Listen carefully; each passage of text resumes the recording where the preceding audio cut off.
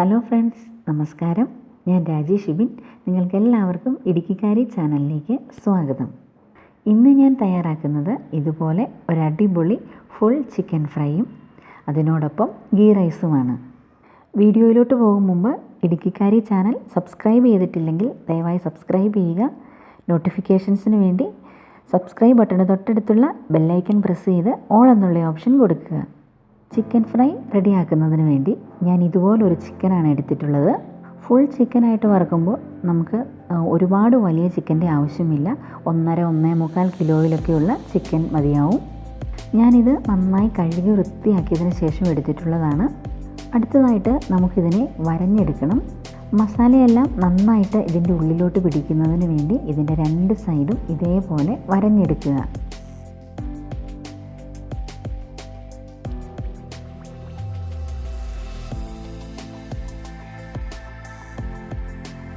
ഞാനിപ്പം ഇതേ രീതിയിൽ ഈ ചിക്കൻ ഫുള്ള് വരഞ്ഞെടുത്തിട്ടുണ്ട്. ഇനി നമുക്കിതിൽ മസാലയെല്ലാം തേച്ച് വയ്ക്കണം. അതിന് വേണ്ടിയിട്ട് എന്തൊക്കെ മസാലപ്പൊടികളാണ് ചേർക്കുന്നതെന്ന് നോക്കാം. അതിന് വേണ്ടിയിട്ട് ഞാനിവിടെ ഇതുപോലൊരു ചീനച്ചട്ടിയിലോട്ട് ആദ്യമേ തന്നെ പൊടികളൊക്കെ ഒന്ന് മിക്സ് ചെയ്ത് വയ്ക്കുവാണ്. 2 സ്പൂൺ നല്ല എരിവുള്ള മുളക് പൊടി ചേർക്കുന്നുണ്ട്. 2 സ്പൂൺ കാശ്മീരി ചില്ലി പൗഡർ ചേർക്കുന്നുണ്ട്. 1 സ്പൂൺ മീറ്റ് മസാല ചേർക്കുവാണ്. 1 spoon garam masala, 2 spoon ginger garlic paste, 1 spoon ഉപ്പ്, 1 നാരങ്ങയുടെ നീര്, 2 സ്പൂൺ തൈര്, 1 സ്പൂൺ എണ്ണ. ഇനി ഇതെല്ലാം ചേർത്ത് നന്നായിട്ട് നമുക്കൊന്ന് മിക്സ് ചെയ്ത് നോക്കാം. മിക്സ് ചെയ്തെടുത്തപ്പോൾ കുറച്ചൊരു തിക്കായതുകൊണ്ട് ഞാൻ കുറച്ചുകൂടി തൈര് ചേർത്ത് ഇതൊന്ന് ലൂസാക്കി എടുക്കുവാണ്.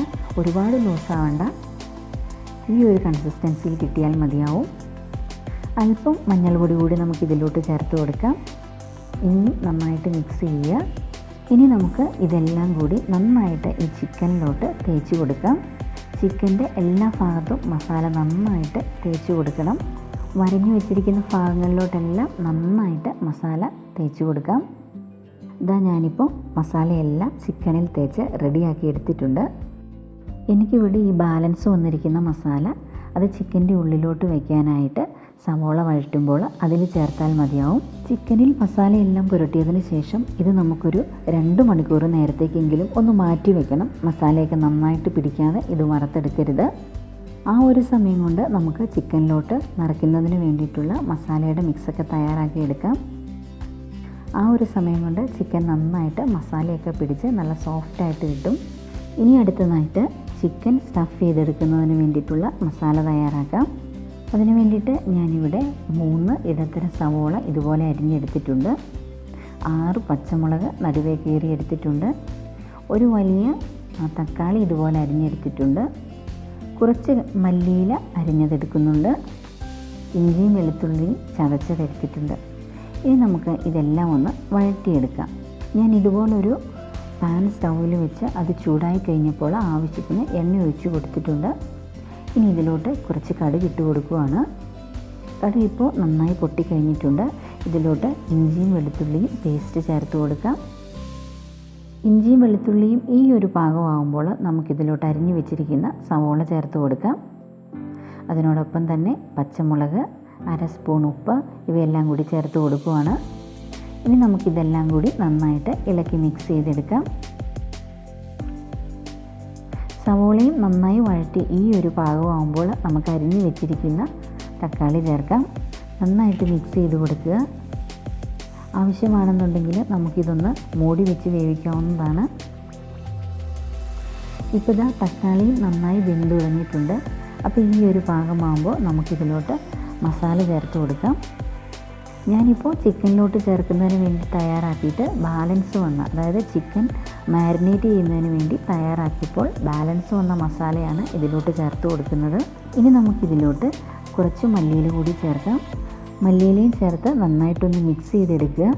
ഇനി അതല്ലെങ്കിൽ സാധാരണ നമ്മൾ ചിക്കൻ കറി തയ്യാറാക്കുമ്പോൾ എന്തൊക്കെ മസാലകളാണോ ചേർക്കുന്നത് അതൊക്കെ ഈ ഒരു സമയത്ത് ചേർത്ത് കൊടുത്താൽ മതിയാവും. ഇപ്പോൾ നമ്മൾ ചേർത്ത മസാലയും നന്നായിട്ട് മൂത്ത് വന്നിട്ടുണ്ട്. ഇതാ ഇപ്പോൾ ചിക്കൻ സ്റ്റഫ് ചെയ്യുന്നതിന് വേണ്ടിയിട്ടുള്ള മസാലയും റെഡി ആയിട്ടുണ്ട്. ഇനി ഇത് നമുക്ക് തണുക്കുന്നതിന് വേണ്ടി ഒന്ന് മാറ്റി വയ്ക്കണം. നമ്മൾ തയ്യാറാക്കി വെച്ചിരുന്ന മസാലക്കൂട്ട് ഇപ്പോൾ നന്നായിട്ട് തണുത്തിട്ടുണ്ട്. ഈ ഒരു സമയത്ത് നമുക്കിതെടുത്ത് ചിക്കൻ്റെ ഉള്ളിലോട്ട് നിറച്ച് കൊടുക്കാം. ആദ്യമേ തന്നെ നമുക്ക് ഈ സവോളയുടെ മിക്സ് ഇതുപോലെ ചിക്കൻ്റെ ഉള്ളിലോട്ട് വച്ച് കൊടുക്കാം. നന്നായിട്ട് തന്നെ ഈ മിക്സ് നമുക്ക് വച്ച് കൊടുക്കണം. കാരണം ഈ ഒരു ഗ്രേവി കൂട്ടിയിട്ടാണ് നമ്മൾ ഈ ചിക്കൻ ഫ്രൈ റെഡി ആകുമ്പോൾ കഴിക്കുന്നത്. ഇനി ഇതിലോട്ട് ഒരു മുട്ടയും കൂടി ഞാൻ ചേർക്കുന്നുണ്ട്. അത് ഏറ്റവും അവസാനമായിട്ട് ചേർത്താൽ മതിയാവും.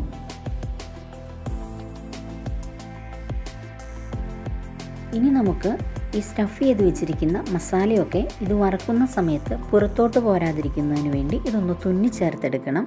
അതിന് വേണ്ടിയിട്ട് ഞാൻ ഇതുപോലൊരു സൂചിയിൽ നൂല് കോർത്ത് റെഡിയാക്കി വെച്ചിട്ടുണ്ടായിരുന്നു. ഇതുപോലെ നമുക്കിതൊന്ന് തുന്നി ചേർത്തെടുക്കാം. ഇതുപോലെ തുന്നി ചേർക്കുകയാണെങ്കിൽ നമ്മൾ വറക്കുന്ന സമയത്ത് ഇതിൻ്റെ ഉള്ളിൽ നിന്ന് നമ്മൾ സ്റ്റഫ് ചെയ്ത് വെച്ചിരിക്കുന്ന മസാല മിക്സ് ഒന്നും പുറത്തോട്ട് പോരാതിരിക്കും.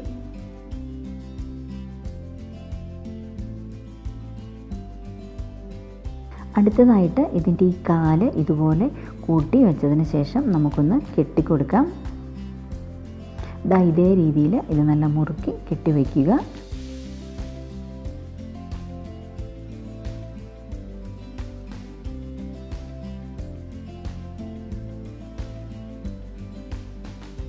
ഇനി നമുക്ക് ഈ ചിക്കനെ ഒന്ന് വറുത്തെടുക്കാം. അതിന് വേണ്ടിയിട്ട് ഇതുപോലൊരു ചൂട് കട്ടിയുള്ള പാത്രം വെച്ച് കൊടുക്കുക. അതിലോട്ട് ആവശ്യത്തിന് എണ്ണ ഒഴിക്കുക. ഒരുപാട് എണ്ണ ഒഴിക്കേണ്ട ആവശ്യമില്ല, കാരണം നമ്മൾ തിരിച്ചും മറിച്ചും ഇട്ടാണ് ഇത് വറുത്തെടുക്കുന്നത്. എണ്ണ നന്നായി ചൂടായി കഴിയുമ്പോൾ ചിക്കൻ ഇതുപോലെ ഇതിലോട്ട് നമുക്ക് വച്ച് കൊടുക്കാം. 3-4 മിനിറ്റ് കഴിയുമ്പോൾ നമുക്കിതൊന്ന് തിരിച്ചിട്ട് കൊടുക്കണം. ഇതുപോലെ വലിയ 2 സ്പൂൺ ഉപയോഗിച്ച് നമുക്കിത് തിരിച്ചിട്ട് കൊടുക്കാവുന്നതാണ്. താല്പര്യമാണെങ്കിൽ ഇതുപോലെ തിളച്ചുകൊണ്ടിരിക്കുന്ന എണ്ണ കുറച്ച് ഇതിൻ്റെ മുകളിലൂടെ നമുക്ക് കോരി ഒഴിച്ച് കൊടുക്കാവുന്നതാണ്. വീണ്ടും നമുക്കിത് തിരിച്ചിട്ട് കൊടുക്കാം.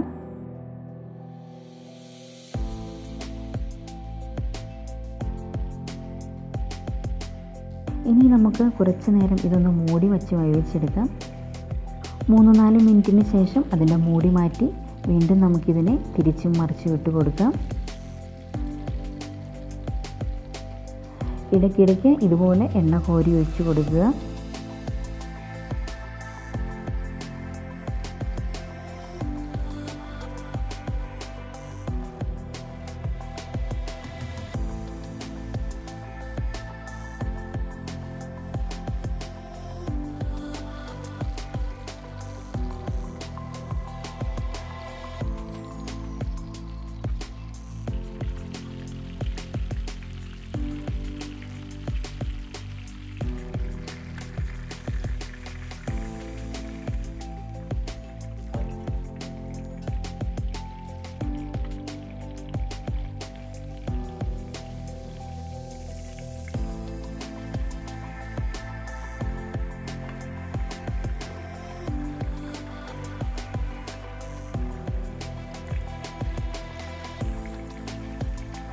ഇതുപോലെ 2-3 പ്രാവശ്യം എല്ലാ സൈഡും തിരിച്ചും മറിച്ചുമിട്ട് ഫ്രൈ ചെയ്യുക.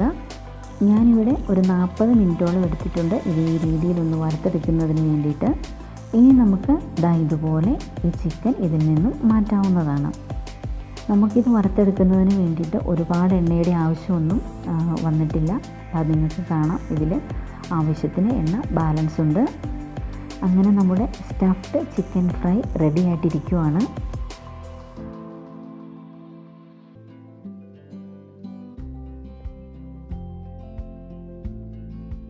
ഇനി ഞാൻ ഈ ചിക്കൻ ഒന്ന് മുറിക്കാം. ഈ ഒരു രീതിയിലാണ് നമുക്കിത് നടുവേ മുറിക്കുമ്പോൾ കിട്ടുന്നത്. ഇത് കഴിക്കുന്നതിന് ആവശ്യത്തിനുള്ള ഗ്രേവിയും ഇതിൻ്റെ ഉള്ളിൽ തന്നെ നമ്മൾ സ്റ്റഫ് ചെയ്ത് പ്രിപ്പയർ ചെയ്തെടുത്തിട്ടുണ്ടായിരുന്നു. ഇതിൻ്റെ പുറമേയുള്ള ഭാഗം നന്നായിട്ട് ഫ്രൈ ആയി കിട്ടിയിട്ടുണ്ട്. അകം നന്നായിട്ട് വെന്തിട്ടുണ്ട്. വേകുമെന്നുള്ള കാര്യത്തിലൊന്നും നിങ്ങൾക്ക് യാതൊരു ടെൻഷനും വേണ്ട, നന്നായിട്ട് വെന്ത് കിട്ടും. ഇനി നമുക്ക് ഗീ റൈസ് തയ്യാറാക്കാം. അതിനായിട്ട് ഞാനിവിടെ ബസ്മതി റൈസാണ് എടുക്കുന്നത്. 3 ഗ്ലാസ് ബസ്മതി റൈസ് എടുക്കുന്നുണ്ട്. ഇതുപോലത്തെ ഒരു ഗ്ലാസ്സിലാണ് ഞാനിവിടെ റൈസ് അളന്നെടുത്തിട്ടുള്ളത്. ഇതേ ഗ്ലാസ്സിൽ തന്നെ വേണം ഇതിലോട്ട് വെള്ളവും അളന്ന് ചേർക്കുന്നതിന് വേണ്ടിയിട്ട്. ഇനി ഞാൻ ഈ റൈസ് നന്നായി ഒന്ന് കഴുകി വാരിയെടുക്കാം. അതിനുശേഷം 15 മിനിറ്റ് ഞാൻ ഒന്ന് കുതിർത്തി വയ്ക്കുന്നുണ്ട്. ഇത് കുതിർന്നതിന് ശേഷം കഴുകരുത്, കാരണം ഇത് ഒടിഞ്ഞു പോകാനായിട്ടുള്ള ചാൻസ് ഉണ്ട്. അപ്പോൾ നമ്മൾ ആദ്യമേ തന്നെ കഴുകി വാരി എടുത്തതിന് ശേഷം കുതിർത്തി വയ്ക്കുക. അതിനുശേഷം നന്നായിട്ട് വെള്ളമെല്ലാം മാറ്റി മറ്റൊരു പാത്രത്തിലോട്ട് എടുക്കുക. ഇനി നമുക്ക് റൈസ് വേവിച്ചെടുക്കുന്നതിന് വേണ്ടി ചൂട് കട്ടിയുള്ള ഒരു പാത്രം വെച്ച് കൊടുക്കാം. ഞാനിവിടെ ഇതുപോലൊരു കുക്കറാണ് എടുത്തിരിക്കുന്നത്. കുക്കർ നന്നായി ചൂടായി കഴിയുമ്പോൾ നമുക്കിതിലോട്ട് കുറച്ച് നെയ്യ് ഒഴിച്ചു കൊടുക്കാം.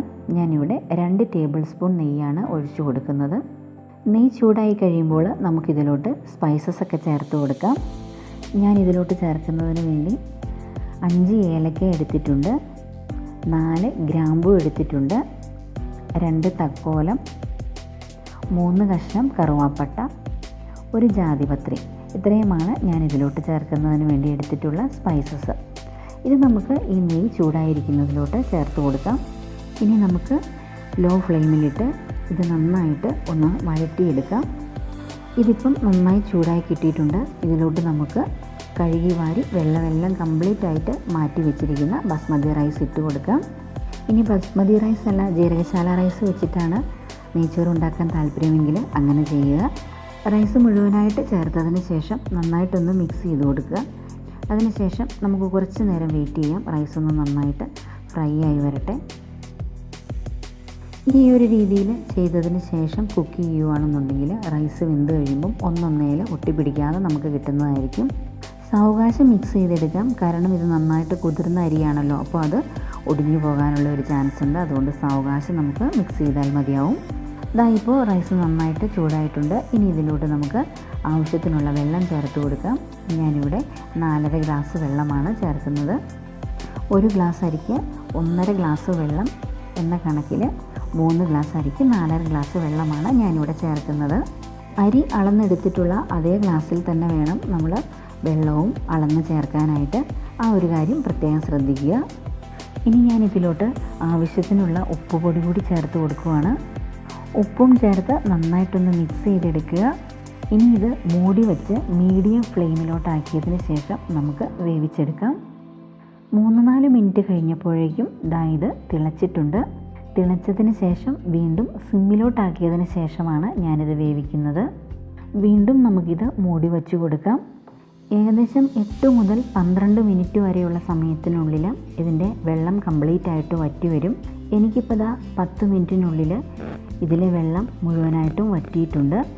ഞാനിപ്പോൾ ഒരു 10 മിനിറ്റ് കഴിഞ്ഞതിന് ശേഷം ഇതുപോലെ ഇതിൻ്റെ നടുഭാഗത്ത് തവി കൊണ്ട് വെള്ളം വറ്റിയോ എന്നറിയുന്നതിന് വേണ്ടി ഒന്ന് നോക്കുവാണ്. ഇപ്പോൾ ഇതിൻ്റെ വെള്ളമൊക്കെ വറ്റിയിട്ടുണ്ട്. വെള്ളം വറ്റിയതിന് ശേഷം നമുക്ക് ഫ്ലെയിം ഓഫാക്കാം. നമ്മൾ ഉപയോഗിക്കുന്ന പാത്രത്തിൻ്റെ കട്ടിക്കനുസരിച്ചും അതുപോലെ തന്നെ ബർണറിൻ്റെ വ്യത്യാസത്തിനനുസരിച്ചും ഇതിലെ വെള്ളം വറ്റി കിട്ടുന്ന ആ ഒരു സമയം കുറച്ച് വ്യത്യാസപ്പെട്ടേക്കാം.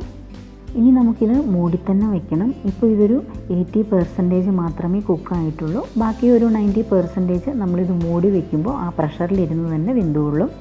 ആ ഒരു 90% വേവ് മതിയാവും. നമ്മൾ നെയ്ച്ചോറാണ് ഉണ്ടാക്കുന്നതെങ്കിലും അതുപോലെ ബിരിയാണിയാണ് ഉണ്ടാക്കുന്നതെങ്കിലും അത്രയും ഒരു വേവ് മതിയാവും. കൂടുതലായിട്ട് വേവിച്ച് കഴിഞ്ഞാൽ ഇത് കുഴഞ്ഞു പോകും. അപ്പോൾ ഇത് മൂടി ഇരിക്കട്ടെ. നമുക്ക് ഇതിലോട്ട് ചേർക്കുന്നതിന് വേണ്ടിയിട്ടുള്ള ഇൻഗ്രീഡിയൻസ് ഒക്കെ ഒന്ന് വറുത്തെടുക്കാം. ഒരു ചീനച്ചട്ടി ചൂടാക്കി എടുത്തിട്ടുണ്ട്. ഇനി ഇതിലോട്ട് ഞാൻ നെയ്യ് ഒഴിച്ചു കൊടുക്കുകയാണ്. നെയ്യൊക്കെ എല്ലാവരുടെ ഇഷ്ടത്തിനനുസരിച്ച് അളവിൽ വ്യത്യാസം വരുത്തുക. ഞാൻ ഇതിലോട്ട് ചേർക്കുന്നതിന് വേണ്ടിയിട്ട് ഒരു ചെറിയ ക്യാരറ്റ് ഇതുപോലെ നീളത്തിൽ അരിഞ്ഞെടുത്തിട്ടുണ്ട്. അതാണിപ്പോൾ ഞാനിവിടെ ആദ്യമേ ചേർത്ത് വറുത്തെടുക്കുന്നത്.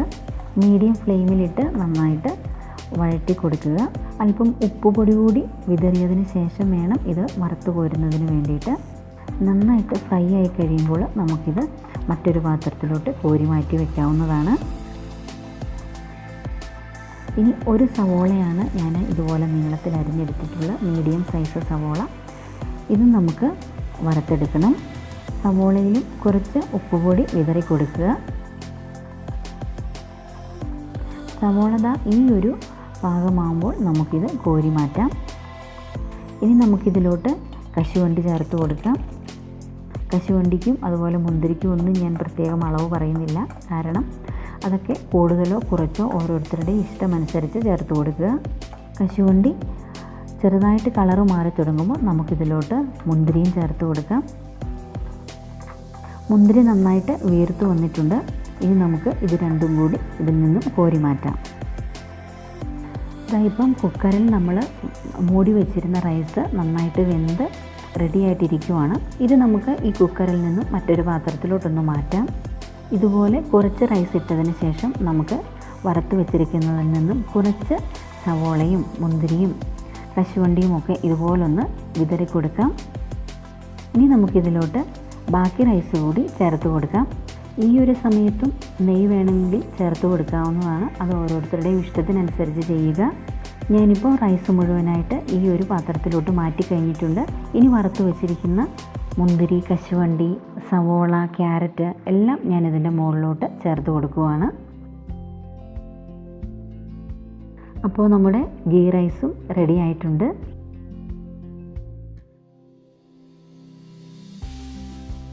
അപ്പോൾ അങ്ങനെ നമ്മുടെ ഫുൾ ചിക്കൻ ഫ്രൈയും അതുപോലെ തന്നെ നെയ്ച്ചോറും റെഡിയായി കഴിഞ്ഞു.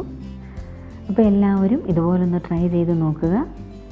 വീഡിയോ ഇഷ്ടമായെങ്കിൽ ലൈക്ക് ചെയ്യുക, ഷെയർ ചെയ്യുക, ചാനൽ സബ്സ്ക്രൈബ് ചെയ്യാനും മറക്കരുത്. പുതിയൊരു വീഡിയോയുമായി നമുക്കുടൻ കാണാം. എല്ലാവർക്കും താങ്ക് യു സോ മച്ച്.